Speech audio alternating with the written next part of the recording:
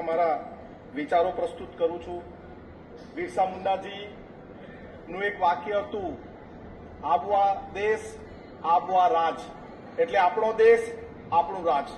બિરસા મુંડાજી જ્યારે અંગ્રેજો સાથેનો સંઘર્ષ કરી રહ્યા હતા ત્યારે એમનું એવું પણ સૂત્ર હતું, આબવા રાજ એટલે જાના મહારાણી રાજ ટૂંકું જાના, એટલે આપણું રાજ આવશે, મહારાણીનું રાજ જશે।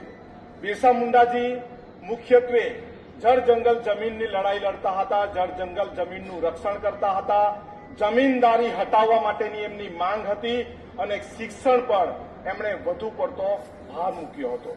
આજના શાસનમાં આપણે જોઈએ છીએ ત્યારે જળ જંગલ જમીન આદિવાસીની કઈ રીતે પડાવી લેવામાં આવે, જળ જંગલ જમીનમાં કઈ રીતે કઈ યોજનાઓ પ્રોજેક્ટો દાખલ કરીને એ જમીનને ખાલી કરવામાં આવે, આદિવાસી સમાજની જમીન કઈ રીતે ટુકડામાં વિભાજન થાય અને એના પર અવનવા પ્રોજેક્ટો આવે અને એ જમીનો ખાલી કરવામાં આવે। જંગલની વાત કરીએ તો જંગલમાં પ્રવેશ ન કરવા દેવા માટે ઇકો સેન્સિટિવ ઝોન લાવવામાં આવે છે। જંગલ વિસ્તારમાં આદિવાસી સમાજ કઈ રીતે પ્રવેશી નહીં શકે, પોતાનો હક કઈ રીતે જાહેર નહીં કરી શકે, એના માટે જંગલની જમીનનો કાયદાનું પ્રાવધાન ટૂંકાવી દેવામાં આવ્યું છે અને જંગલની જમીન પર